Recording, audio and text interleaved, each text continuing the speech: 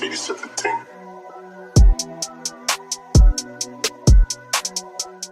Hello, everybody. Welcome back to another episode of the Liberators Podcast. Today, we have a very special guest, Attorney Wesley J. Pluviose-Philip.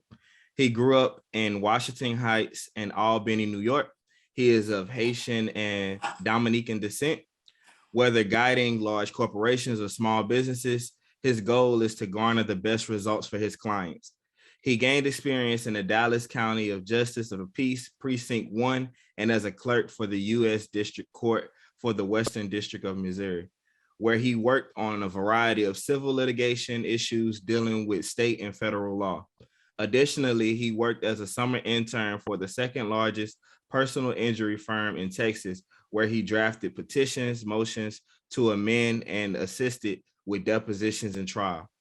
His experience and zeal for building relationships in and out of the office lends to his ability to produce results for clients. Prior to practicing law in 2017, Wesley graduated from Xavier University of Louisiana, majoring in public health with a double minor in biology and math. Additionally, he was a student athlete there on an athletic scholarship. Following his time at Xavier, he attended Thurgood Marshall School of Law, where he graduated in the class of 2020. He is currently barred in Missouri at the state and federal level, Kansas federal court, and Texas.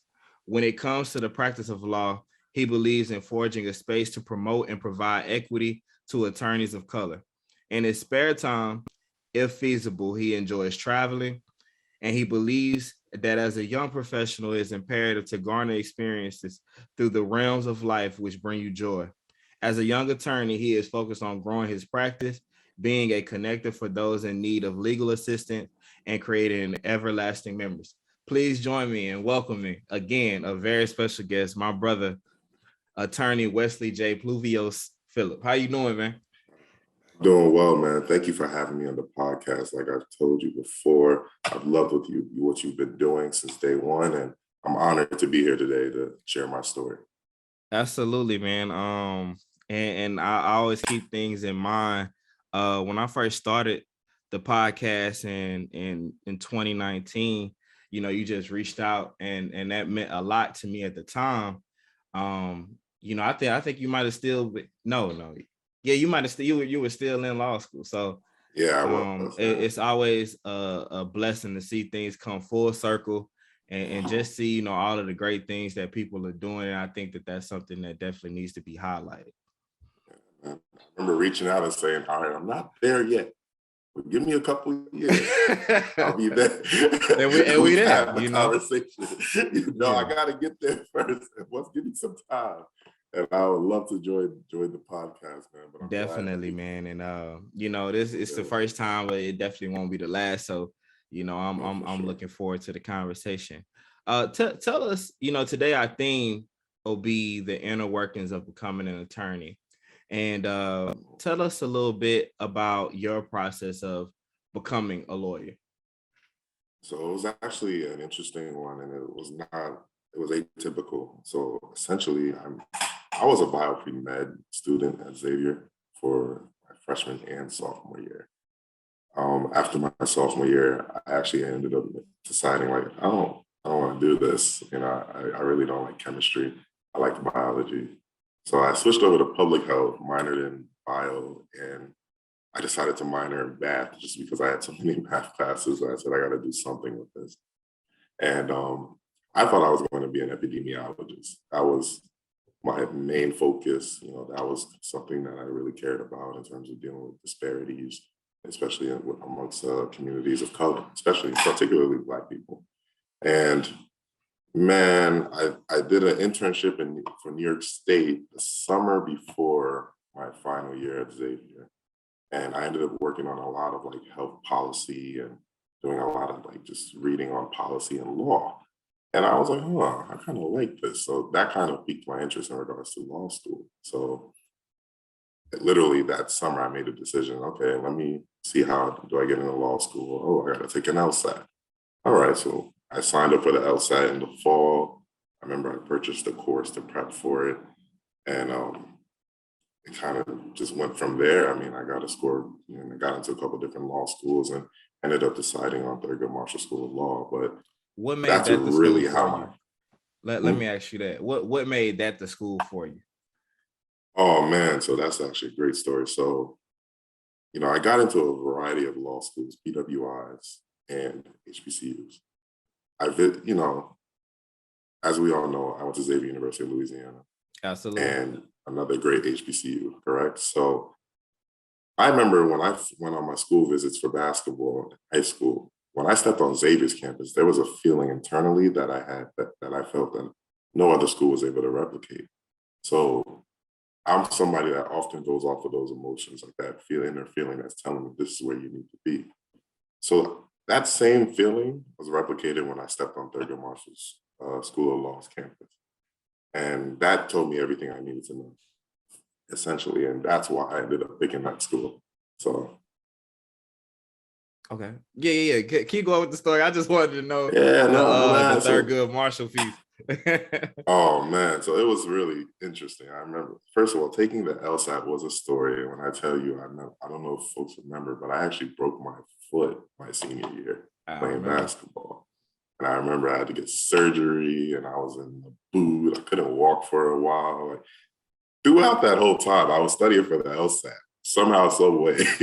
And I remember I went into the LSAT saying, you know what? You got me, and you got me, and I did fairly, I did well, and once I got into multiple law schools, that's I remember when I received my LSAT score, that's when it hit me.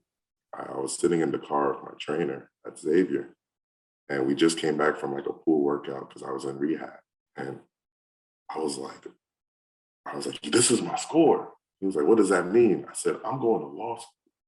That's what that means. Like, I'm going to law school. Like, it was that moment of bliss, man. I tell you, man, I was sitting in the car in front of the convocation center, like, I'm going to law school. I remember walking into the practice, hobbling, but and just sitting there like, I'm going to law school. Like, I'm going to get into law schools. And it was the most amazing feeling. And from there, attended Thurgood Marshall School of Law. I met some amazing people there. One thing that I appreciated about Xavier is I left with a brother with multiple brothers and sisters, a brother and sister, but with multiple brothers and sisters out of Xavier. And I have lifelong relationships. Like, you can call me at any point, and if I don't pick up, I'm calling you back. And I built relationships like that at Thurgood as well, which was amazing because I was able to find a good group of guys and girls as well, and ladies as well, that we all were just focused. We're all grinding. We're all trying to get it. And, we went through it. We went through the ups and downs of law school. Law school stressful. I will never forget it. I remember for the whole first year, most people didn't even know I went to law school until like my second year. It was because I was gone. I was just in a hole most of the time. But man, going through that process, learning how, it was amazing because there's so much to it. Learning how to legally write, legal research. It was like a whole new language you have to learn.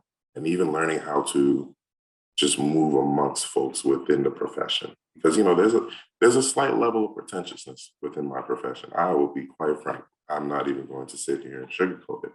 But just learning how to move amongst those circles, For the first time, I remember the first time I was introduced to a judge. And, I love networking. That's my thing. I love, if you call me and say, hey, I need this, I'm like, okay, let me see who I know who can do this and do that, and let me see if I can connect you. That's my thing. That's my niche. And I remember as a 1L, I had a great professor, Professor Bennett. She was our legal writing professor. She was amazing. And she really poured into me, and I thank her to this day because I wouldn't be where I am without her. But she brought in a state judge. And I remember standing there and just looking at it. And it was so funny because I was there. I didn't know what to say. She walked over to me and my friend and I said, go talk to him. Go. You guys, I need you two particularly, I want you guys to do this. And I remember from that day on, that's kind of how I learned how to, be in the rooms with judges, how to speak with judges, how to just deal with people in different levels of the profession. Sometimes I remember, like the other day, I was able on the phone. It's so funny. I was on the phone with a general counsel. Now, general counsel is the head of a corporation. Like he's their legal head of the corporation. And I called him, just was talking to him, told him, hey, probably going to be in your city next week. I would love to meet with you. Let's grab a drink. Let's grab some lunch. Let's do something. And I got off the phone, and the funniest thing to me was I had a moment of reflection where I said, a couple of years ago, I would have never imagined being able to have conversations with people like this, or to be able to just say, hey, can I give you a call? Let's have a quick convo because I have to run something by you. And I think that's the beauty of what Thurgood Marshall helped me learn in terms of just how to network and really, network vertically, but also horizontally, which is important. So a lot of people omit the fact, a lot of people like to network up, but you have to network with your people around you as well. Because the people around you are going to grow as you grow. As I grow, my best friends in my circle, they're going to grow. As I grow, all the folks from my law school that we all are literally locked in together, they're going to grow in their profession as well. I mean, in 5 years from now, I can't imagine where we're going to be. And, the sky's the limit in my eyes. But, I think it's important that people know that you have to network horizontally and vertically.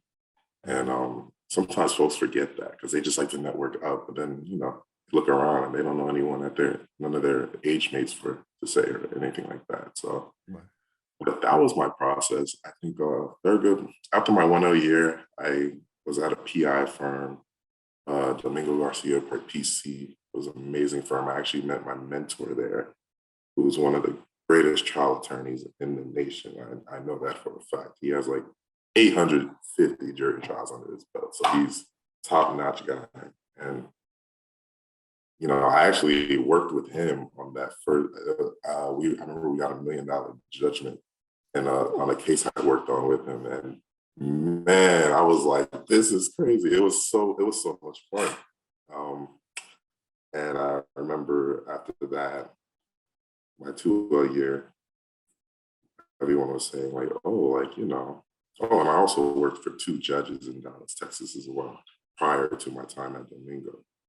And I remember after that, I went back 2 year and everyone was like, oh, you're going to do PI. Like, of course you're going to go into personal injury. And I decided not to. And the reason being was that I always wanted to go into corporate law.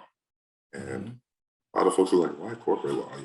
It's not many of us in corporate law. It's not many of us in the profession. I think we make up 3% of the whole profession, if that. And I remember folks were like, why corporate law? And I said, we're not there. Like, there's not many of us there. It's harder for us and all these things. And I looked at them and said, every reason you just said is exactly why I need to be there.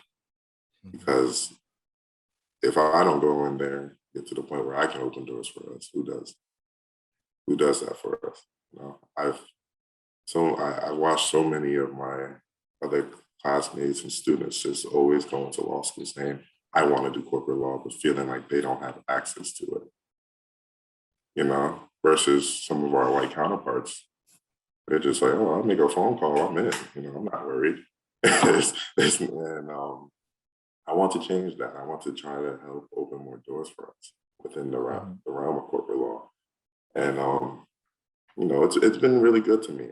So that 2 year, I went to a bunch of different what they're called job fairs throughout the U.S. And I always tell folks, I'm like, spend the money on yourself. A lot of folks are like, that's expensive. I'm like, catching flights, staying at a hotel, attending all these job fairs. But I looked at it as an investment in myself because one thing I wanted to do was have options throughout the U.S. in regards to, or at least get myself out there so folks can make a decision as to, do we want this guy in or not? And so I remember I went to Atlanta, SMJF up there. I went to Sunbelt in Dallas. I went to a Boston one in DC. I went to another Boston one, I believe, in Kansas City. I believe the 4 of those. And, from there, I interviewed. And one thing, I'll touch on interviewing a little bit. For me, when I went into interviews, the goal was to not talk about school, or work. Okay. And a lot of people were like, why? I'm like, because if I'm sitting in front of you right now, that means you looked at my resume. You already know I can do it. Right. You know I'm smart. You already know I'm a smart guy. You think I'm a smart guy. I think I am as well. But that's a subjective thing. But I'm a smart guy at that point. You believe I can do the work. Otherwise, you wouldn't have even allowed me to be for you. At this point, you just want to know if I could be in your office and you can have a conversation with me. And I think some folks miss that point. I think that's one of the most important parts of interviewing. So my goal was, by the time the interview time was closing, we were looking like, man, we gotta wrap this up. I'm so sorry, but great talking. We're not dragging to the finish line. We're talking through, we're blowing through that, and oftentimes the way I used to do that was with my, there's a section called skills and interests at the bottom of your resume. What's something interesting? A lot of folks are like, I'm not interesting. You'd be surprised. The most random thing you like to do, most people may not be into it. For me, like I call it a car connoisseur. Anyone that knows me knows I love cars. Like I love cars. And you tell me what kind of car you have, I can tell you all about the stats, all about anything about it. It's one of those things that since I was a little kid, it was just a passion of mine. And it will be for the rest of my life. I put that, and it's funny because I purposely put antique car connoisseur. And then I put cooking, because I like to cook some Haitian dishes and things like that. So, oftentimes I'm sitting with older guys, particularly older white men. So they're like, antique car connoisseur. What's your car? So I would tell them, I like the 99 to like 2001, the 7 Series, the big body, long style LI edition. Probably the 760 if I can get the V12 engine. And they sit there, they say, 99, that's not antique. That's not an antique. And I'm like, hey man, I'm 23, 24, I'm 25. I'm like, that's an antique to me. Right. Because when I was a kid, my uncle had one of those in New York City, and I remember driving through Yonkers and saying, damn, that's a good looking car. Ever since then, I said, I'm gonna get one of those. I'm gonna refurbish it. I'm gonna have it looking brand new, yada yada. And then they say, man, I like the '69 Corvette or something. They start talking about their cars, right? And then I'll bring up the fact that, like, I do like the Plymouth or so one of the 1970s like Chargers or something. I am into those too. Get one of those, a little Fast and Furious type thing. And and it was always a conversation starter. But it's so funny because it always went that way. And I knew it would, because obviously there's an age gap, age difference. But we have one commonality. We love cars. So let's talk about it. So we'll talk about cars. Then they'll say cooking. Like, what do you cook, man? I'll bring up something that I know they know nothing about. I'll bring up griot, which is like a traditional pork dish that we cook. That's in Haiti. That's from Haiti. And they'd be like, what is that? I break it down to them, tell them how we do it. Tell them, conversation starters. You have to always have that. And nothing that has to do with school, nothing that has to do with work. But see, this is how it will always go for me. We would have our talk. Sometimes we bring up some sports. And then at the end of the call, not the end of the call, at the end of the interview, this is pre-COVID time, so we were face to face.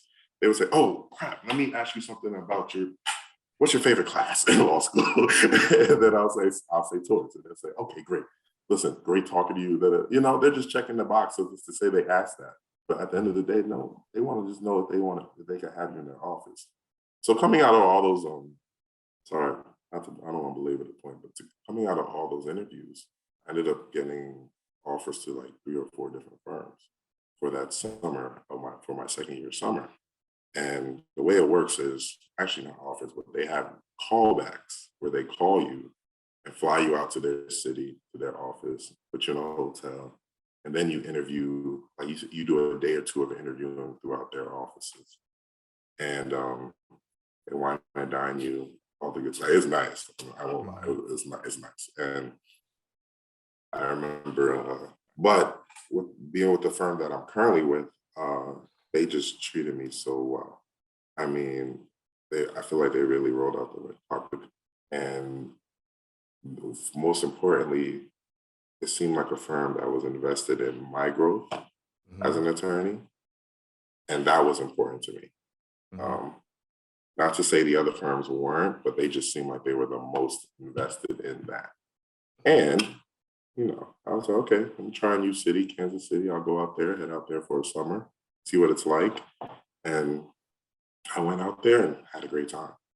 Had a great time as a summer associate and ended up getting a full-time offer, which was amazing. But while in Kansas City, I knew we had a federal judge who was an alum from Thurgood, alum of 94. So during my time there, I actually sent them a cold email and just said, hey, there's a couple of us Thurgood students in town. We're working at various firms and corporations. We would love to meet with you if we can, if possible. And he reached back out, said, I would love to, took us all out to dinner with his family. And I remember I really reached out to him because I sought mentorship. I really sought mentorship. And, eventually I was also aware that he was going through the process of accepting applications for clerking. And I decided to submit mine. And we went through the formal process of interviewing me, and I was selected. So that was amazing because being a federal clerk is a big deal in my profession. It's a highly sought after position because there's a limited amount of federal judges throughout the nation. And for me to, and then also being a Black federal law clerk is very important because there aren't many of us, quite frankly. So it was a huge, huge position for me to get offered. And I ended up getting an offer also to work at my current firm. And I ended up asking them to defer. They deferred me for a year. And supported me to go clerk. And I actually came in as a second year with the firm I'm with now. And because they give me credit for the clerkship experience. But while I was clerking, working for the courts was such a great experience because I gained a wealth of knowledge of just how the litigation practice works from the court's perspective. And I also gained knowledge in regards to how certain judges think, how my judge, his philosophy towards the law and how he approaches issues. And it just gave me some, and also it worked on my legal. At the end of the day, legal writing is everything. And that was very, very important for my growth. Unfortunately, and I'm kind of skipping around here, but of course, before I was working for my judge, I graduated from school. But I often skip that part of the story because I'm a part of the COVID class. So it wasn't a graduation. We didn't really get that last hoorah as a class, which is unfortunate. And it was tough because we actually went straight into bar study. Like we went straight into it. So it's kind of like that whole area is like a gray area for a lot of us. But I remember studying for the bar was tough because, there was a lot of social issues going on that summer. I remember I got off of social media, and I hate that it's slipping my mind as to what exactly was happening, but I remember I randomly in the middle of bar study said, let me check and see what's going on Twitter. I downloaded Twitter, and I was like, the world's on fire. What is going on? And that's when I found out about the riots and all. I literally found out about all that stuff probably about 2 to 3 weeks late. So, which is, I'm kind of embarrassed to say, but that's how closed off. That's a good thing though. It's a good thing. It was a good ability to focus. Yeah, because I really was closed off, but but also internally, I just felt like, I should be out there. You know what I'm saying? So it was like that internal struggle where it's like, as a Black man, I was like, man, this is a cause that I should be out there standing up. But also, I was like, I have an exam I need to pass. I need to become an attorney. So it was like weighing those things, and I ended up picking the bar and continuing to focus on what I had to, because I know the impact I can have being an attorney down the line. And that's one of my goals. I know my vision. I know what my goal is. I know what basically my fire is. And but I remember going to bar prep and logging in and just saying, Jesus, the world is on fire, what is going on here? And then saying, well, I got to lock back in. I locked back in, took the bar. Man, taking the bar, I took it in person. So this is in the height of COVID. My state, Missouri, decided to still have their in-person bar. She's thankful for that. But I remember being in the bar, man, like you are a whole different person. It's like after I took it, I remember I called one of my boys, and he said, he was looking at me on FaceTime, and I was just like, yeah, man, it's done. He was like, good, man, I'm happy for you, but are you okay? I was like, yeah, I'm just here. Just here. I don't know what to do, but I'm just here. He said, bro, your eyes look glassy, like you've been hazed or something. I was like, probably have. Pretty much. Won't lie to you. Pretty much. Yeah. Pretty much. That sounds about right. Now I got to reactivate myself with society and life. Yeah. It was a great process. I passed the bar, which was an amazing moment for myself, but also my family. So, can you tell me a little bit about how vertical and horizontal networking works? Yeah, of course, man. So vertical networking is essentially you are networking. So what that looks like specifically is that say you're a law student and you're networking with attorneys. You're networking up because you guys are at different levels, even though you're in the same profession.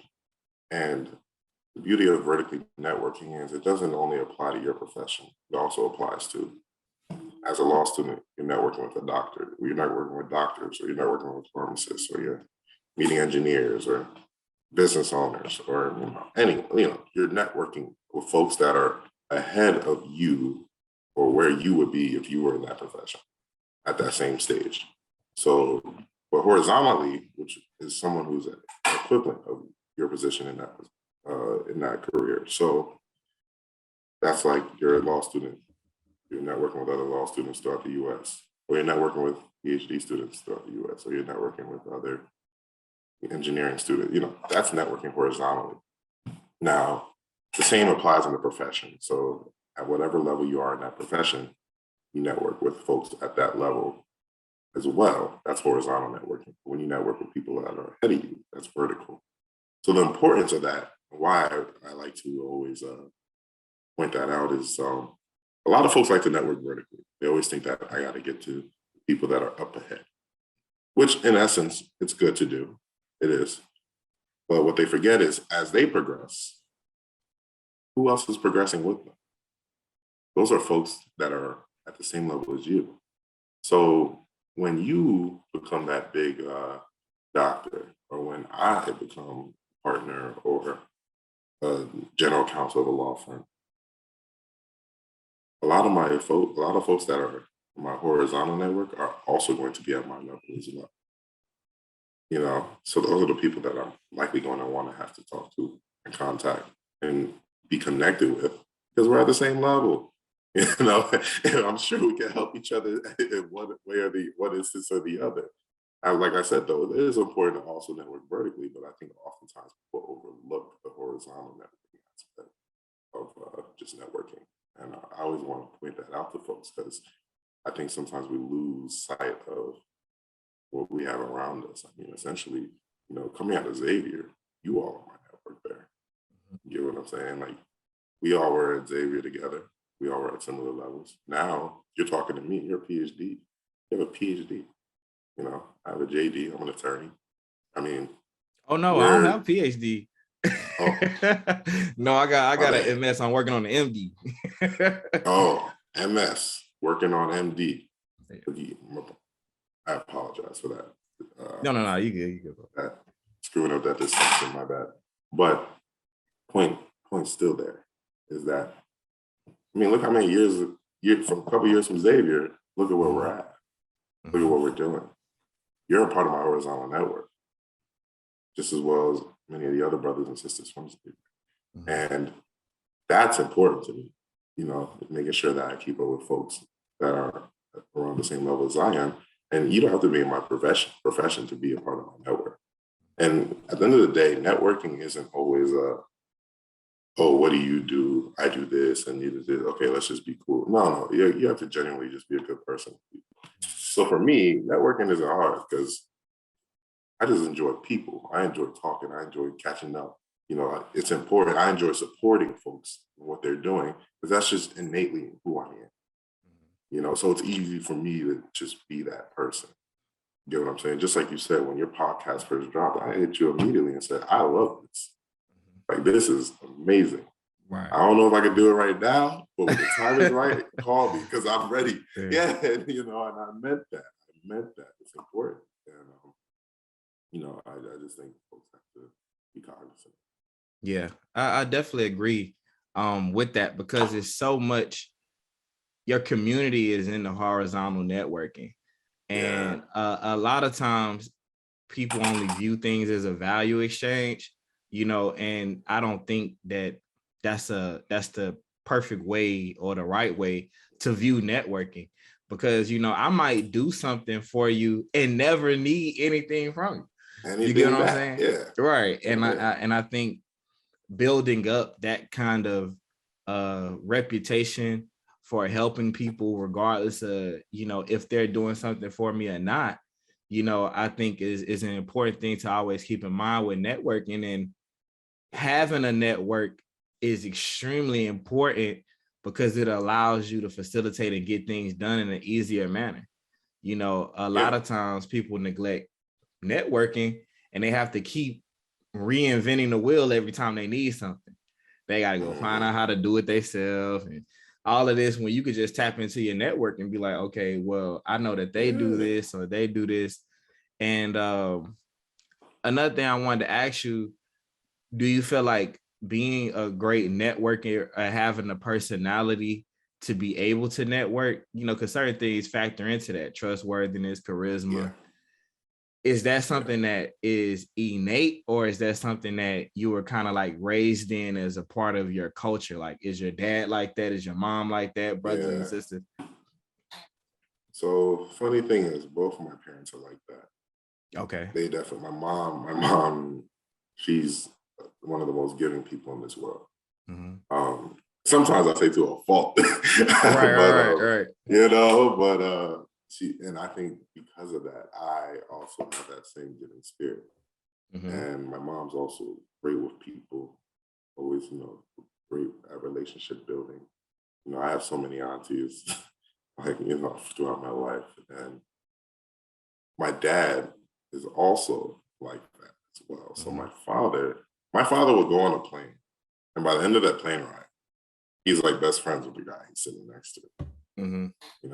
And it's funny, I do the same thing. And I met some like amazing folks on plane rides. I met, I'll go and even something as simple as your Uber driver. And then most folks don't talk to their Uber driver. But sometimes I'll say, hey, how you doing today? Oh, cool.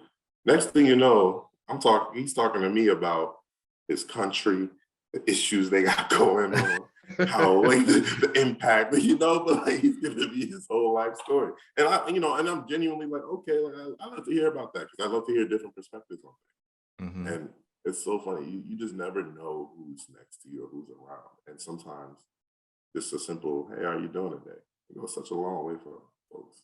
And I don't do it to make people feel good. I do it because I genuinely want to know, how you doing today? Are you, and so I do think it came from my parents for sure. But my dad I remember my little sisters used to get so annoyed, but they'd be like, Dad, we can't go anywhere with you. You're over here best friends with the damn guy that we do. Right. Work in the elevator or something, but you gotta just be good to people. And that's what it comes down to. You just have to be good to people. Yeah. And I think too, my dad's like that. I find it to be a little bit more difficult for me just because I find it hard to like build a relationship with somebody that I don't really know yet or don't trust. You get what I'm saying? Like sometimes we're raised in certain environments where it's like, if somebody is nice to you, you want to know why. Why they doing that? Why? What they want. And I think a lot of times that's been a fault of mine because I can cut off relationships that way. Somebody that could have been beneficial, I'm mistrusting them like they about to do something to me, and they could be in the mindset to really help me, and I think that my dad he's very intentional about building relationships regardless of who the person is. He's like, you have to have the same level of respect for the janitor that you have for the CEO, because the janitor got the key. That's very true. You know what I mean? And that's me. That's me. Mm-hmm. Yeah. And I think you run across certain people that just have this welcoming personality. You know what I mean? Like, you have it, Mikey got it. You get what I'm saying? DJ got it. Like, y'all just have this, like, you could not have met you before, but you feel like you know them. You get what I'm saying? And I think I think that is innate. I don't think that that's something that you could really be taught. I think that's just who you are. That's very true, and I can't disagree with you. I can't. I mean, that lends to my networking ability for sure. I like 100%, and it does come natural to me. But I'm also cognizant of the fact that it doesn't come like that for everyone. Right. So, I tell folks, because here's the thing. One thing law school teaches is how to try to be objectivity versus subjectivity, and you really need to push to be as objective as you can when it comes to a lot of issues and things going on. And not everyone's like me. My way of doing that, my way of networking, is not the way to go about it. I'm never going to tell someone that. I'm going to tell you what I experience and what it does for me, and I'm not going to tell you that's what you have to do, because at the end of the day, you're different than I am. So for you, networking might not be saying randomly hi to some random stranger you don't know, but eventually, whatever your niche is and however you find that to work for you, live out and within that. And like, I'm not the kind of person to ever sit there and say, no, you have to do it this. No, there's no one way to do anything. Trust me. But it's working for you. It works for me. Now, that's what I will tell you. I'm gonna tell you what works for me. And I'm gonna tell you, hey man, I do recommend that, you do that, but I'm not gonna sit there and say whatever you're doing is wrong. You know what I'm saying? Because I think essentially I'm one of those people that there's no one way to get something done. Now, are there tried and true ways where it's like consistent? There's like a precedent, like, no, this is what's worked for all these years. But also, I don't like getting caught up in this is the whole way of doing it, so we got to stick to it. That mentality. So I do want to point out that there's no one way to do it. But I'll tell you what works for me. And like you said, it's natural for me. So I my mom's always said it. She said, since you were a baby, like people were just always drawn to you. Even as a child growing up, you were always bringing people towards you. And I see it in your adulthood as well. And, it's an innate thing, I believe. But I enjoy networking because I genuinely want to keep up with people, know how you're doing, see your progress, see what's going on, talk to you about what the issues you're dealing with, And one thing I do say is I probably don't do that enough for myself, but I'm always willing to keep up with folks and make sure, be as supportive as I can, because at the end of the day, we have to support each other in what we're doing. Is it ever draining? Oh yeah. I think there's times where I realize like I pour so much into everyone else, I'm not pouring enough into myself. That happens for sure. And I think that's a part of just adulthood, man, growing up and realizing like, I gotta refocus and really put some time in with me and for me, and that's something I've been learning over time for sure. Okay. What impact has culture, nationality, as a Haitian and Dominican American had on your drive to excel in your professional career? We were talking a little bit about this beforehand, and I was just saying, sometimes you see different cultures. The dad, he's a doctor. His grandfather was a doctor, and they passed down that legacy of excelling in career, excelling in academics, whatever that is. What impact has that had on you? Man, it had a big one. What I'll tell you is So according to my grandmother, back in Haiti, my great grandfather was a mayor of one of the cities there. And we actually did not live in poverty in Haiti, according to grandma. It's when she moved, it's when she immigrated to America, is when she kind of started from the bottom and was in New York. And she became a nurse. I worked at the nursing home, Isabella. She worked there for 40 years, I believe, or 30 to 40 years, somewhere in that range. And I remember as a child, I used to ride my scooter at night. It's 11 blocks from our apartment building. I used to ride my scooter down there, pick her up, and walk back with her every night. And my grandmother had two children. My auntie was the oldest, and my mother. And my auntie ended up becoming an attorney, and she works in DC actually. And my mom became a physician. And my mom had me while she was in medical school. So I was living in like the same apartment. My grandma was raising me for the first couple of years of my life. I lived in the same exact apartment building that apartment that my mom and my auntie grew up in. And, I just remember seeing that and seeing the difference in regards to once like my mom graduated from medical school, how like my sister, we moved up to Albany, just seeing the life that she was able to help provide for us. And I just knew, I was like, man, I always put the pressure on myself. I said, well, this is where we're at right now. And I know I can't go down. Right. I can't, as I progress, I can't go down. And I put that own pressure on myself. And my mom always expected excellence in terms of academics from us. She was very hard on us when it came to academics, especially me. It was so funny because I remember one time she wanted to kick me off. First of all, I'm an athlete, but I'm one of the highest GPAs on every team I've been on, right? I got a B in some course in high school, and she wanted to pull me off the basketball team. And my coaches had to go to her and say, they said, they're like, Miss Pluviose, your son's being recruited by colleges to play for free.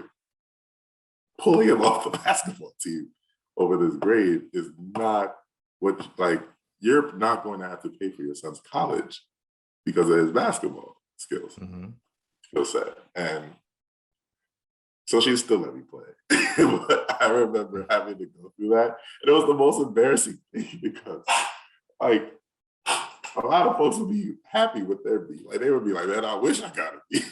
And for me, my mom was ready to pull me off the whole team, man. And but she was tough. But I think she grew up in that, she grew up where grandma was very staunch when it came to academics as well. And I think I was raised in with that same mentality. And that carried for me because I remember I went to Xavier, man. And my first semester, man, I hit campus. I was 17. I was 17. We went out every weekend. I'm on the ball team, so we're getting into everything for free. I'm just moving around every weekend I was going in. I remember at the end of the semester, I looked at my GPA and I said, this isn't even a representation of me. I really had to have like a come to God, Jesus moment and say like, this is unacceptable. Like this isn't me. I can't sit here and look at this and say this represents me. And from that moment on, that's when that's when I got my act together academically. I had to remember who I was and where I came from because, those things that my mother instilled in me, I carry to this day. Now, that comes from Haitian culture for sure. And even Dominican culture with my dad too, because we're just expected to give it your all. And I think there's a certain pressure that's put on you to be like, doctor, lawyer, engineer, and all that stuff. And it's something that is often talked about within our cultures. How do they get that across? That's my question. How, How how does is that come that across? right? Like, is it more like language, what they say? Is it more beacon? Well, I Is it think, more like like yeah, what no, I is got it? you. I got you. Let's talk. You Let's know? talk about it. So it's interesting because my grandmother is more so that old school culture where she's like, you got to do your lawyer, doctor, da da da, right? Now, I had some amazing parents. My mother was amazing because she never pushed that on us. Now, she pushed excellence in regards to the academia and all those things, but she never ever said the words, you got to be this, this, or that to be successful in this household. Now, a lot of my friends or other, peers, Asian peers and West Indian peers, their parents were saying that for sure. And I remember just immediately just put that in my head that I had to do that or I wouldn't be successful. Like I put that own pressure on myself. My mom never did, which was the funniest thing. And I didn't even realize it until my junior year when I decided to change majors. Because I remember I called my mom and I was like, it's not gonna go well. Right. Oh man. I was like, Mom, I'll be honest, I don't think I want to be a physician or I wanted to be an OBGYN. I don't think I want to pursue this anymore. She was like, okay. I said, what? And she said, no, I just want you to find whatever makes you happy. And I was like, really? like literally that's what it hit me. Like, wow, Mom, this whole time I put that on pressure on myself. But that's only in my household. Now, I know in other households I will tell you otherwise, for sure. And my father was the same way. Like my dad's an engineer, but he's a business owner. And I was raised in a single family home. Like my parents separated when I was young. But he's the same way where with his kids, he's not pushing a profession on you or any of those things. He just wants you to be great within whatever makes you great. And when I tell you I lucked up with those parents because I know there's a lot more. Now, albeit I ended up becoming an attorney anyways. I was like, look at that. It worked out for you, Mom. Look at you, Right. And I know my grandmother just loves that, I know for sure because my grandmother's still from kind of like that older mentality of thinking, which is fine. I mean, that's what they grew up with and that's fine. But, I mean, I still ended up doing that. My sister, she's looking at either from an MD or like doula stuff and things like that. And she's, and I have a little brother who's 11, Jonathan. He's the one that my mom's like, all right, now listen, you seem to be a little different than your siblings. So let me tell you something. You see what they're doing? You need to figure out what you're going to be doing. Because my brother, he's one of those people as a kid, he's like, I can stay home forever. And my little sister and I never spoke like that. So my mom's like, I got to talk different to this one. Yeah. But no, I think, just for my household, it was looking around and seeing and knowing what we had, and knowing that I was like, man, I can't go below this. Because if I went below this, I would feel like I was a failure. Because, I watched all the work my mom put in, to get to her level. I watched how hard she, grinded through school, how she had me in school. She still did her thing, residency. I watched her go through all those things. So seeing that and knowing all that she did, which essentially was for her kids, I knew I couldn't. I had to do something with my life. Now, I didn't know what the heck that was, though, essentially, but I just knew I had to make something happen. Otherwise, I would have been disappointed in myself. Right. So. I think it's like, for me, I had a totally different experience because it is no replica. You get what I mean? Yeah. Like for what I'm doing, really nothing that I'm doing has a replica that I saw growing up. Yeah. I didn't see it till I got to Xavier, really. Seeing Black doctors, Black authors, Black, you know what I mean? I didn't see that until I got to Xavier, but my parents did push a level of excellence. It didn't matter what you did, really. Now, I'll say with my mom, it didn't matter. You know what I mean? Yeah. She wasn't like that, but my dad was. He's like, yeah, you gonna be a neurosurgeon. I'm like, how you gonna tell me? You know what What I'm if I gonna do with just my want to, life? what if I just want, be a pilot or something, man? Right. Yeah, Yeah, I'm so with he you. was just he's very forceful when it comes to like that type of. He was very disciplined. It looked up for him because I wanted to be a doctor anyway. You know what I mean? But um and sometimes too, like I had these periods in my life where I started questioning, like, did I want to be a doctor or was I conditioned to be one? Yeah. You get what I'm saying? It's like when I hear like an athlete say, oh yeah, like I wanted to be a hooper all my life, but who was the first person to put a basketball in your hand? You get what I'm saying? Yeah. Like if your dad or your mom put a basketball in your hand when you was 3, Did you pick that's it or just, right. You yeah. think you picked Yeah. it, but Yeah. they condition you. you Yeah, know, man. I'm with and I you. think, and I think too, like having an older brother really helped me because he was successful at whatever he did. So I'm like, I'm not about to be the black sheep. You know what I mean? Like, Man, you I'm know. with you. I'm with you there. See, I'm the So oldest of mine. oh yeah. See, the oldest is worse for the oldest. A lot of people don't understand that, but it really is. You get all of the lessons, all of the training, and the rubric is done on Yeah. you. You get what I mean? Yeah. Like Yeah. we learn what not to do from what y'all do. I'd be like, Yeah. nah, that'll get you in trouble. You know what I mean? So Yeah. I think that y'all do have a role, and also typically what I find in families, what the oldest does, the younger ones follow suit. So, if the oldest is rebellious, disrespectful, that type of thing, it gives the younger ones a rubric to do that. You get what I'm saying? Like, so in my family, because that wasn't tolerated with my brother, I already knew, like, there's no chance I'm getting away with it. Yeah.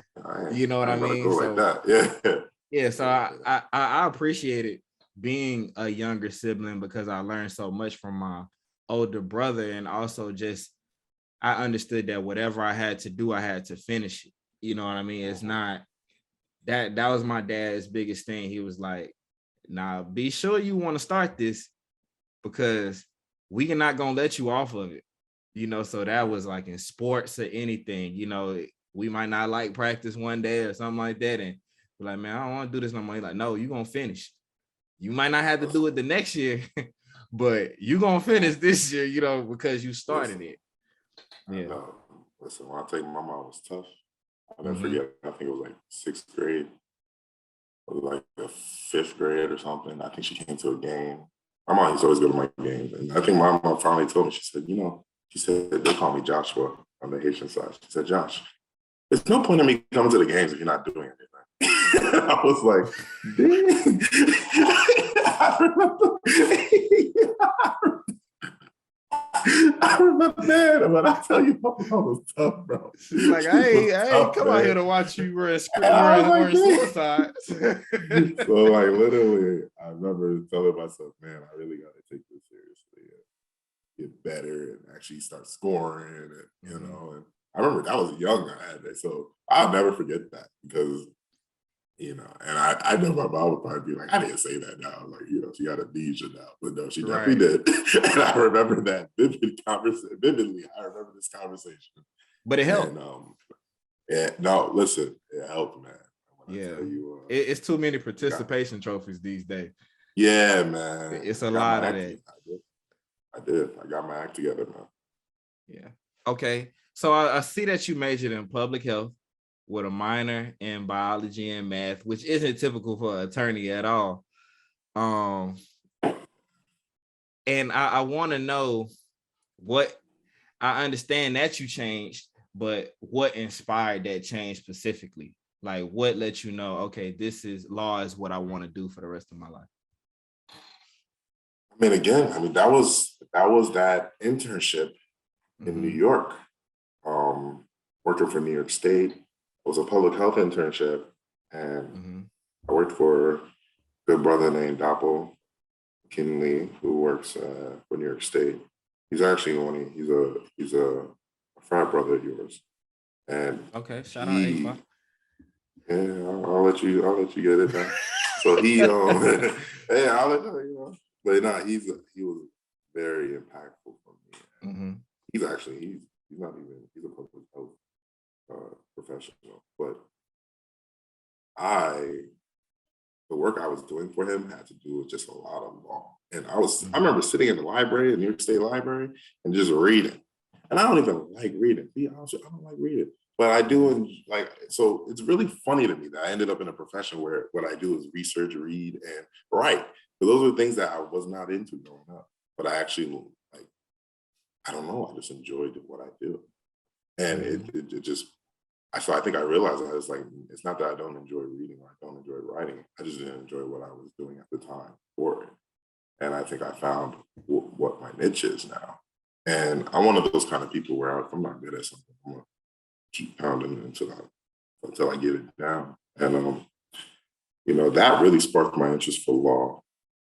I think once I was in law school, some of the successes I had, like I said, with that case after my 1L summer, then being a summer associate, then ending up being a federal law clerk. I mean, working with a federal judge, I mean, it was just like, well, even if I don't think this is for me, like I am literally experiencing some of the best experiences you can have at this stage of your career. And, it just clicked for me, man. Like it's really funny because growing up, I would have never told you I wanted to be an attorney. Um, you didn't hear it at Xavier. I wasn't telling you guys that at Xavier, but it's just funny to see how quick things can just change for you when you can you realize like, oh, I think this is my calling. And so right now I think I'm at the stage where I'm like figuring out what's my niche within this field that's really my true calling and where am I best suited and what's, to make an impact.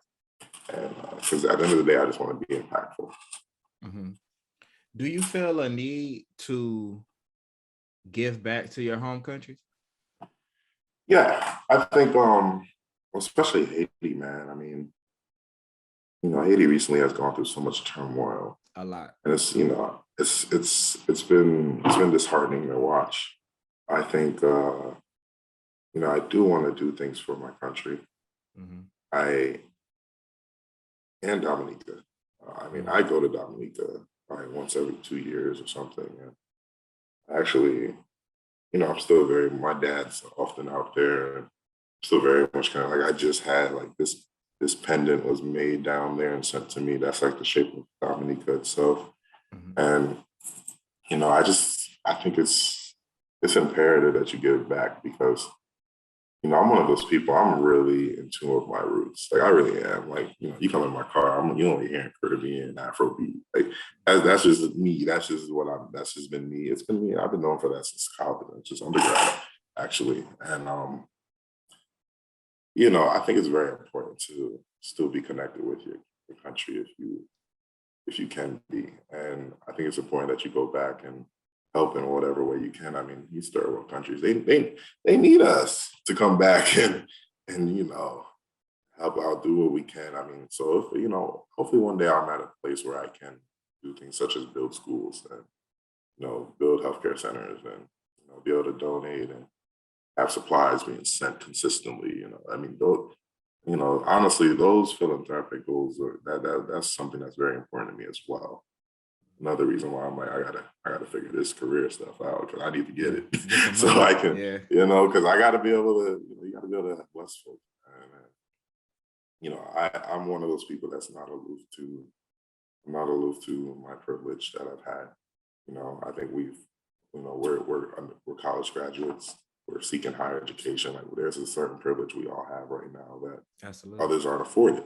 And that's just at the end of the day, I don't, no matter, notwithstanding where you came from, where what your background is, we have a privilege at this point in our lives. And we have to be objective about that and understand that there's other folks that we can be helping and that seek and need our help. And even if that means you just being visible, some folks don't realize just being visible is enough because I always tell people growing up, like you mentioned, you said something very interesting, and I know you're the interviewer. I'm not, so I'm not going. But you said something very interesting to me that stuck out because I felt the same way. You said Xavier was the first time you looked around and saw like other brothers and said, brothers are doctors or going to be pharmacists, and man, I felt the same way. I'll never forget the day when I got there and Dean Bird was sitting there yelling, "You a Xavier! You're gonna be a Xavier, right? You're gonna make it." He said, "You're gonna make it. You're gonna be something one day." Oh, I will never forget that feeling. I will never forget that feeling. I'm looking around, looking at all these Black and brown people and saying, "Wow, we're all gonna be something." Yeah, That stuck with me till this day. I still have a relationship with Dean. That stuck with me till this day, and it's true. I mean, I never felt that before. I didn't feel that anywhere else, and to me, it look was forward like a couple of years. other Black men serious about academics too. Yeah. You talk to Yeah, them, be like, no, "What you yeah, doing like, today?" "Man, I'm going to the library, bro." "How about you?" yeah, and we were like, "Nah, go to the library," Yeah. And sometimes, you walking around and you like, "You go to the library too, man." You start feeling out of place. Playing Like, around. what you doing? Like, Let me take class at the library too, man, 'cause I'm not about to be out here Right. getting lagged behind. Right. Listen, I remember. Listen, man. I kid you not, bro. Like, I remember, like, I was taking this math class, and I could not figure out this math for the life of me. And I remember sitting there and being like, "Man, the question is this long, but the answer is 3 pages long." I was like, "What kind of math is this?" But then I remember I used to go to my classmates. I used to tell them, I said, "Listen, I really could use your help. I will, on your time, like, let me know if you ever have time to just talk with me through it. I'll meet you where you want to go." Like, because I was like, "Man, I gotta make it out this damn class." I gotta figure it out. And I just being around other brothers and sisters that really felt that way and really moved that way. They moved by what they said. Like, a lot of people talk, but a lot of us, we backed our stuff up. Right. At the end of the day, like, and that's what I respected about Xavier. Like, the library was just as popping as any other spots Club in the Xavier city. right there. It was Club. That was Club Xavier back in the day. The library, Club Xavier, and but we all know it was Club Xavier. I remember, we'd be up in there, man, until late nights. I remember, during finals when they had like the 24-hour stuff. Yeah. Come on, man. In there. And I think one of my first times meeting you, we took Dr. Adams' class together. That was G Chem. Yeah. And it was at 8 a.m. And so, we came in and I was like, "Why is this dude in a full sweat?" That was like my first time meeting. I was like, "Why is he sweating?" It's like, he a coming student straight athlete. from practice. Right. And coming straight from practice, man. That takes some discipline, man, to get up and work out and still make the 8 a.m. and be engaged. It's not like you were just like there for, we did have to swipe the cards, our first year, but it's not like you were there for that. You get what I mean? Like you were there to actually learn and stuff like that. And that's what really stood out to me. I was like, man, this dude is in a full sweat, still came to 8 a.m. And so I'm looking at that and I'm saying to myself, like, what am I doing? Like, why I'm struggling to get up for 8 a.m.? And I think it's that full circle moment. Man, that means a lot because, and it's funny, you say that, and it's like I said earlier, you never know what kind of impact you have on somebody. Me, I'm just over here like, probably 6 a.m., 5 a.m. practices or something, man. And I kid you not, it'd be like 7:40. Coach be like, "Oh, I got 8 a.m. Y'all go run to the cafe and grab some food and go to class." And it's like this. We over here trying to get some breakfast because the 8 a.m. used to go for a little bit. You're gonna miss breakfast. Yeah. And, I remember. It was an interesting time, man. But I think that from that, I really learned to respect your process of like how you approach things. You approached it like a lot of student athletes, like it's like you got to fight them to get in class sometimes, you was there. I'm like, how is he Yeah, I in was here? there. Like, You ain't had a, yeah, man. You ain't like I said, man, that really came down to like my mother, the things that she Mhm. instilled in me. I mean, at the end of the day, like I said, after my first semester, I was partying every week and everything. And I looked at my GPA and I said, this is not a representation of me. And I knew that, I knew that. And I was like, I'm not about to play these games because, it was always bigger. It was bigger than basketball for me. For me, basketball was a means for me to not have, for my family to not have to worry about paying for college. Mm. That was always my goal. I didn't have professional goals and all those things, but it was funny because I had like opportunities, but then I broke my foot. So I was like, Mhm. well, I wanted to go to law school anyway. So, and it worked out for me. It really did. Like, I thank God every day, but I think it's just important that and when I talk to young brothers that are, you know, potentially thinking of going to Xavier or any school, I always tell them that, I'm like, listen, you got to move accordingly, move with the thought that the ball will stop bouncing. And, because that's the reality for most of us, the ball will stop bouncing one day. And what are you going to have after that? And it's either you could use basketball to give you more opportunities and open up doors. Because, man, listen, we got some of our athletes that came from Xavier, some of our XU Zula basketball players, they are doing amazing things. We got OBGYNs. We got A lot. Surgeons. we got sports medicine surgeons. We got, what I'm saying? I was with my boy, Mike, the other day, man. He's over here running a big company. I'm not even going to disclose, but, like, we got brothers out here doing it. Mhm. We really do. And I don't want anyone to think otherwise. So, but it's tough. It is tough. I mean, like you said, I was in full sweat, 8 a.m. And Mhm. I remember being there and just sitting there because I sweat easily already. So I'm sitting there like, shh. I just came from running whatever crazy miles, and now I'm sitting here trying to learn about some bio and Mhm. but you make it work, man. And Yeah. one thing I do appreciate about Xavier is you have some professors that did not care, but you have professors that really wanted to put in extra work with me Yeah, they'll because help you. they knew what I was going through, like being an athlete and still trying to do what I was doing. And and I appreciated that. Mhm. I really did. And also, honestly, my friends and like, colleagues, like you guys were always like, if I asked a question, I said, hey, can you help me with this? People were always open to help. Yeah, And I was always very appreciative of that.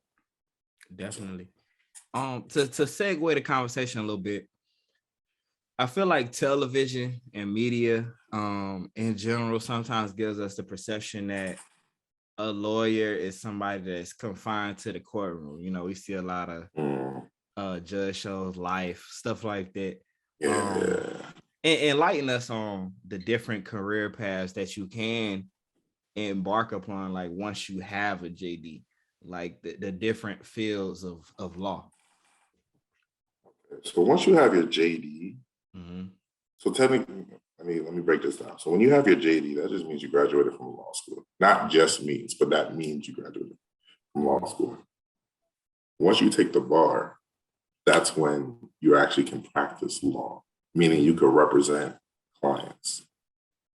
Um, so just to be clear, are you stating what happens like once you pass a bar, or Right. just when you get okay, got you. Because it's a distinction that we know in our profession, but it's not Mm-hmm. really as known generally. So that's something I wanted to make clear. So once you pass your bar and everything, there's so many different things you can do. Now, and this is how I look at law. There's transactional, and then there's litigation. Mm-hmm. So transactional is dealing with like mergers and acquisitions, um, helping companies. It's paperwork. Like you're writing up checklists to make sure your company that you're representing is able to buy out this one, or you're able to properly get bought out by another company. And then there's litigation, which is what I do, and that's dealing with legal disputes that are often filed with the courtroom in the courtroom.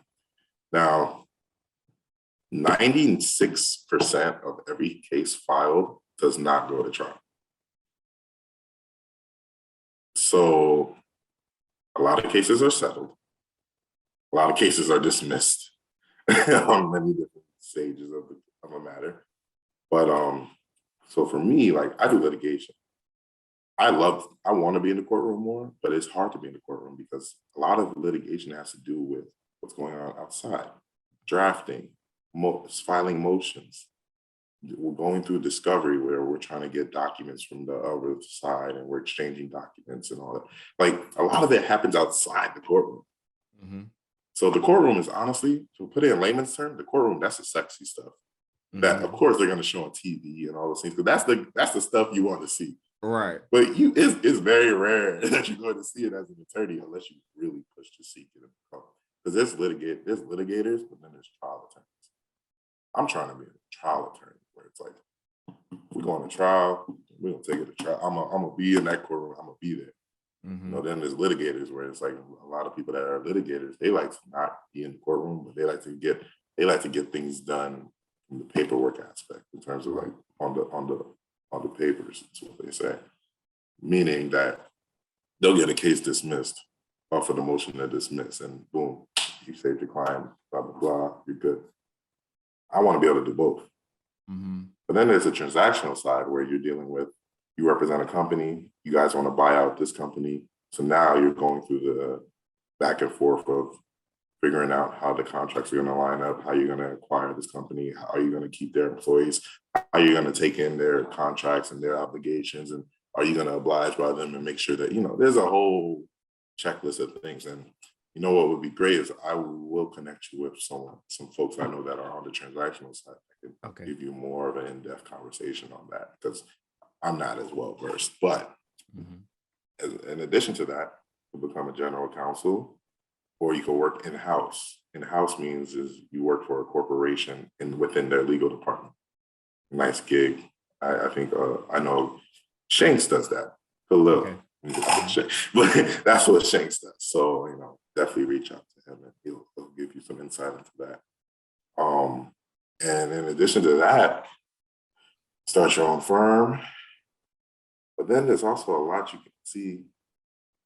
One thing about being an attorney, it gives you credibility, which is, I think that's invaluable.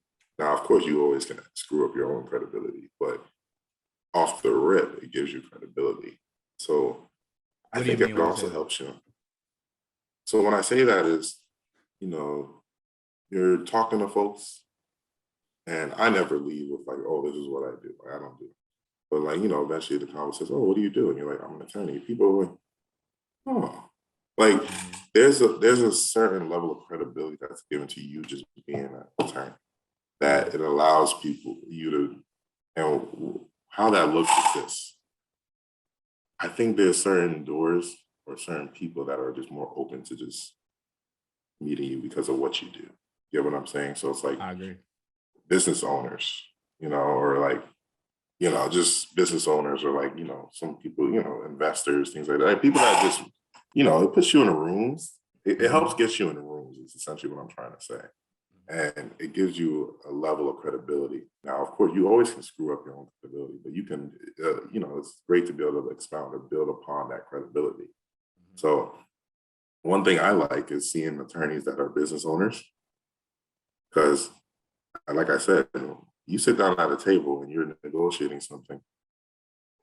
Folks they're not trying to play around with you, but they know you're an attorney. So even though, yes, you have your own business, they also know you have that background. So there's a different level of just they're bringing to this conversation and understanding, which is something you can appreciate. And what else? So those are things, but I you know, there's so many different things you can do with it, man. I mean, you could be a professor, a law professor if you want. How did you decide on what you wanted to do? Man, honestly, I knew big law was like, here's something about me, man. Don't tell me there's something I can't. But when you tell me it's like going to be really hard for me to attain something, I'm going to push to get it. And I think big law was one of those things they told me was, it's going to be hard to get there from your school and and there's not many of us there. And I was like, well, no, I need to go. Mm-hmm. And what pushed me to want to be in big law is that I like dealing with I like dealing with disputes. Like I like dealing with money disputes, and I'll deal with any claim in terms of like if you're a small LLC or even if you're just a person that wants to be represented by me, like I'll take anything. But what I really like is when you're dealing with these big corporations or like these big like multi-million-dollar disputes where it's like there's 250 million at dispute here. Mm-hmm. So this is huge, like this is a huge deal or something. I like being in the mix of those things because oftentimes those issues that you're dealing with are not simple. They never are. So it's one of those things that it keeps my mind churning. The work is continuously just, you know, racking my brain in regards to getting, just figuring out these issues. And you often sometimes find gray areas in the law where it's like, this isn't something this is something I thought was like simple and should be allowed a precedent on, and they're not. So now you're trying to, help kind of create some, like, trying to see if the judge sees your way. And, it's just, I enjoy that. I think these big law firms also give you they give you an ability to have an impact. I mean, when you have the backing of a law firm to do initiatives and things like that, I mean, you get money. You're able to have access to money to push for things. So I think that's very helpful in regards to when I'm trying to, push diversity initiatives or do some things within the community. I think it's there's a good hand over fist thing going on there where it's like, I'm doing for you, but you're doing for me. And but most importantly, man, the reason why I'm in this is because I want to be able to open more doors for us down the line. Mm-hmm. So, you know, if you catch me wavering on that, check me. Okay. How does that look as that's far what as it's like, about. is that more mentorship? Is that more owning your own firm and having, up and coming Black attorneys come in and work there and building it that way? How does that look for you? So it's in both aspects. So essentially, I know I have to become a partner or maybe a name partner of a law firm Mm-hmm. where it's like I have a book of business that's so large that essentially I'm good. Any law firm in America will gladly have me be a part of their firm. So you have to get to the point where you're needed, which is a very, very rare thing in Mm-hmm. corporate America where you're needed. And then when you're at that point where you're needed, people will go out their way to make sure the things you want are done. And that can be, there's a student looking for a position. Let's give them an offer. Mm-hmm. I don't want there to be questions I want off the strength of that phone call, that person has a job offer sent to their email. Mm-hmm. I want to be able to do things like that. I want to be able to bring in more Black folks into what we do because we have some amazing litigators, transactional attorneys that we just need more access to being within this big law sphere. And, I don't expect anyone else to do it for us. Hence why I think I need to be one of those people that continues to build that rapport, build the credibility, and get to the point where I can make a phone call and it will be answered. That's important. And that's why, a lot of things play. That's where we spoke about vertically and horizontally networking. All those things come into play because of all of that. So do you view your current position as a long-term career path or more of a developmental position for future goals, such as having your own law firm? I view it as, right now, I do view it as a long-term career path because of the training aspect.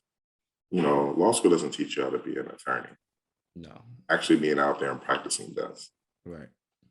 That's one of the things they didn't tell you. So for, right now, man, I'm in a great position where I'm being trained really well. And I'm working on every aspect of my development within the sphere because essentially, I mean, it directly correlates with how I'm able to best represent the clients. And, I want to be in a position to be able to be the best advocate for my clients, whether it's through drafting, oral arguments, or going to trial. I got to be able to handle all of that. And, so right now my focus is continuing to grow, continue to grow where I am now and just, hone down on my skill sets and see where it goes from there. Mm-hmm. With that being said, what advice would you give to someone wanting to pursue law? Like what kind of qualities, mindset, personality, what do they need that would equip them to be a good lawyer, in your opinion? You have to be hungry, man. Mm-hmm. You have to be hungry. You can't get complacent. Mm-hmm. I think that's, and you have to have perseverance, man. I mean, it's law school hazes you. Most professional schools, we all know that. But it has a haze, man. I mean, it puts you through it. But you also have to always know your why. What I mean by that is whatever your reason is for why you want to do law, don't lose sight of that as you go through this profession. Because sometimes folks will try to dictate your career for you. They'll try to, tell you where they think you need to be versus where you want to be. Mm-hmm. And if you let them, you're going to look up a couple of years from now and be like, damn, how did I get here? Mm-hmm. And so I think it's important, especially for young African American and a woman that want to be in this profession, that you are the driver of your vehicle when it comes to your career path. Also, this is important. I don't want to age myself, but let me say it, so I hope it doesn't come off wrong. But I'm saying this because it's important. Whatever you want to be, like in terms of social media, make that decision and stick to it. But don't be cognizant of what you're doing as well. So my thing is, me, there's certain things I put out there and certain things that I want out there. You get what I'm saying? But, especially for like the younger generation, man, sometimes there's certain things you just don't want out. I know, like, I may have aspirations to be a federal judge one day. I have to go before Congress if that happens. And they're going to pull up everything. They're going to pull up some things I didn't even know still existed, And if you have those kind of aspirations, just be cognizant. Yeah. Now, you get what I'm saying? Mm-hmm. Now, mind you, I'm one of those people that I'll post being out of drinking, I'll post having a good time. But, because at the end of the day, I believe I'm 27 years old. I got a life. You're grown. And my career is another great point I got to make. Don't let your career define who you are. Mm-hmm. Please.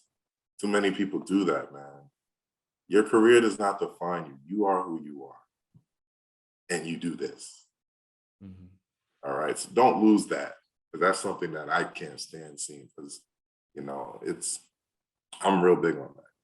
Like I'm Wes. I'm Wesley first. But I practice law. Being an attorney doesn't define. It's a nice thing. I think a lot of people say that, but I don't know if they practice it literally. You get what I'm saying?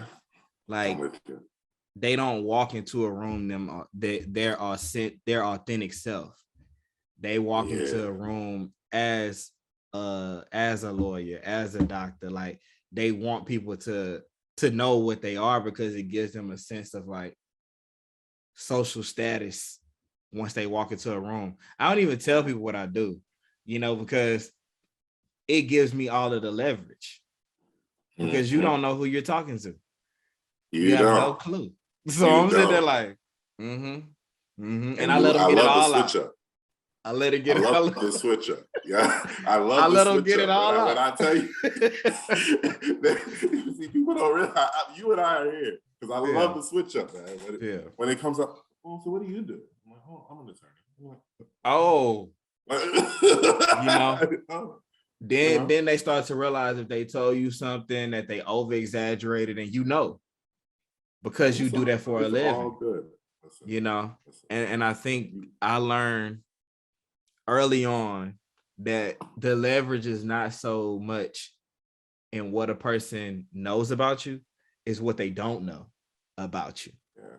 It's the leverage, so like I say, when I'm sitting down, I'm having a conversation with somebody, I'm gonna find out who you really are. Yeah. Because if I come in and tell you I'm a doctor, whatever the case may be, your reaction to that is gonna be as if I'm a doctor. It's not gonna be as if I'm Jeremy. You get what I'm saying? It's not gonna be that. You're gonna automatically go into you're gonna go into your sophisticated bag.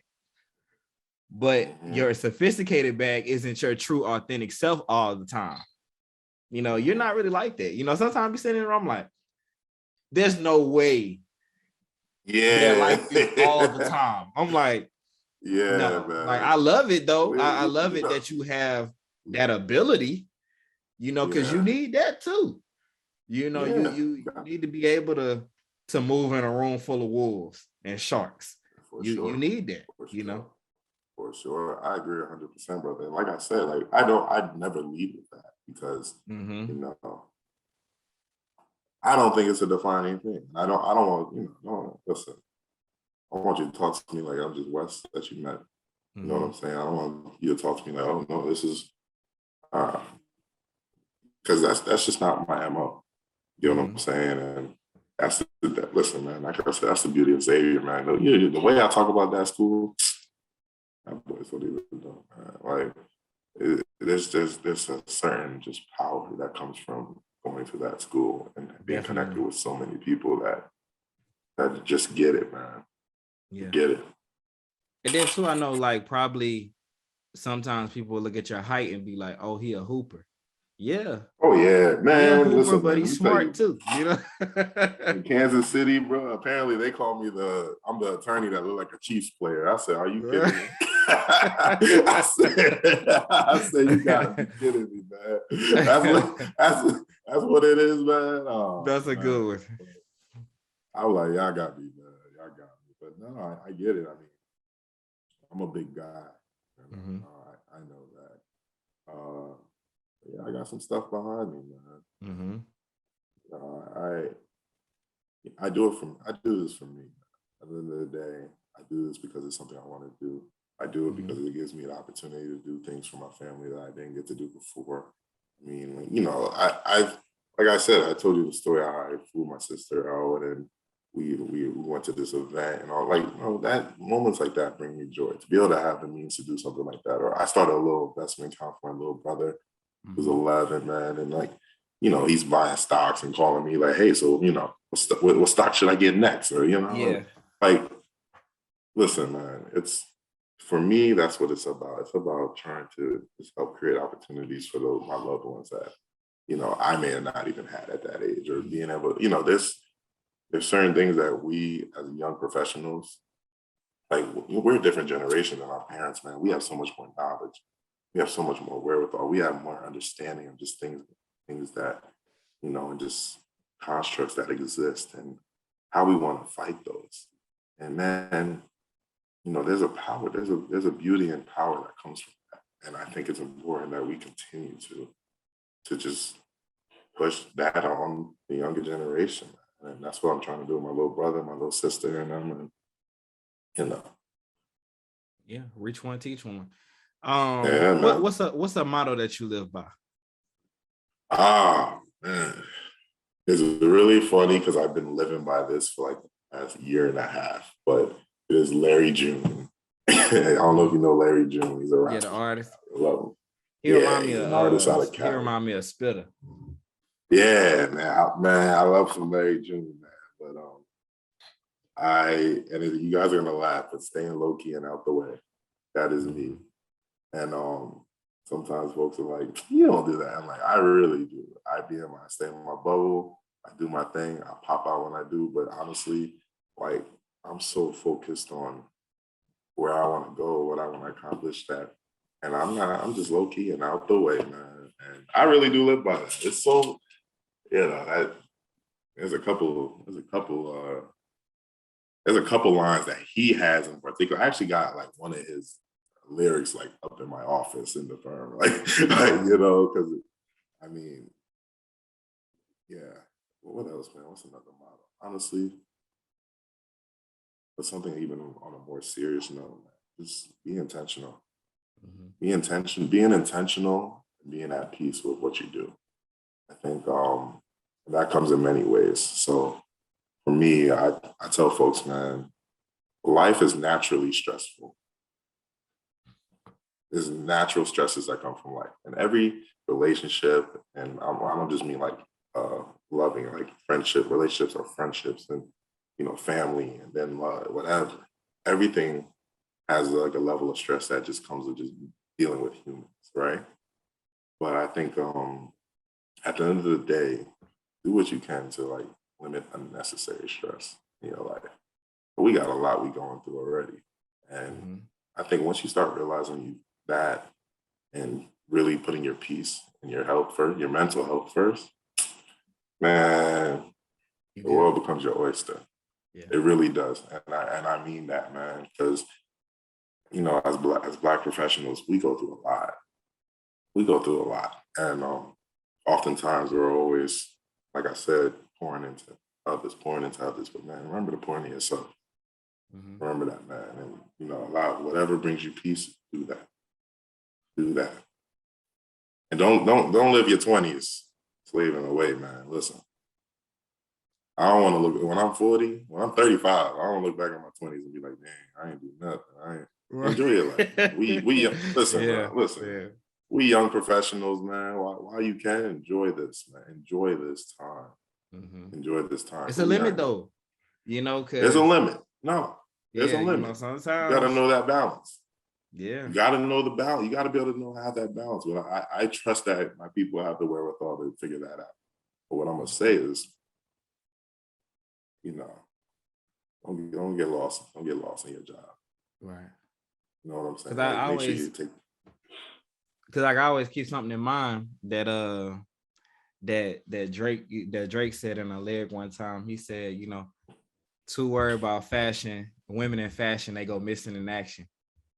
Yeah. And you never notice they missing. You never notice it, man. And I think from that I learned that, it is important to enjoy life, and it is important to have those moments which you can hold on to, because you don't want to live life with regrets and you don't get that time back. A lot of people be like, I'm going to relive, but you can't relive that moment because your 20s gone. That is what it is. But partying too much in your 20s, your whole life could be messed up from just a 10-year period of not taking your life serious. So going back on what you said about just being intentional, is the most important thing, because when you're intentional, this is what I need to do to be successful. This is what I don't need to do. This is what I need to do better, because you always have that mindset. I find that a lot of people, they're just, it's almost like they're floating. You know what I mean? Yeah. Like they just aimlessly living life. It's just like, oh, well, what's your plans for next year? Whatever happens. I'm like, that's gonna be the story of your life. You keep on approaching it that way. Yeah, it's true. It's true, man. You gotta move with intention. Sorry, you gotta move with intention, man. Definitely. You have to. And man, but we certainly appreciate you for stopping by to the Liberators podcast, man, giving us so much game on just what it takes to be an attorney, the mindset that it takes, and also, the importance of giving back and wanting to give back, and the need for that. Did you have any closing thoughts or anything like that you feel Oh like? yeah, man. Mhm. Let me tell you guys something, man. Listen, anyone that's out there thinking of doing this, listen, if I could do it, you can do it. That's one. And two, at minimum, like the hard work, you got to put in the work. That's at minimum. After that, build upon yourself, man. Build upon yourself. But if anyone ever wants to reach out to me, feel free. My personal email is wphilip1234@yahoo.com. So that's WPHILIP1234@yahoo.com. Also, my Instagram's public, so feel free to reach out. I mean, I'm wes.swes.esq. And send me a message. If you ever want to connect, if you ever want to just talk, I'm here. I'm available. If I'm not at the time, I'll figure out a time to make something happen. But I'm available. And as always, man, just keep working on yourselves. Put yourself first. Put your mental health first. But also be intentional with how you're moving. And if you have a goal, don't lose sight of it, and don't lose sight of that desire that pushes you. Definitely, man. That's some free game for everybody out there. Listen, it's only free, man. You got to listen. We got to hear it from each other. Absolutely. And we thank everybody for tuning in to another episode of the Liberators Podcast.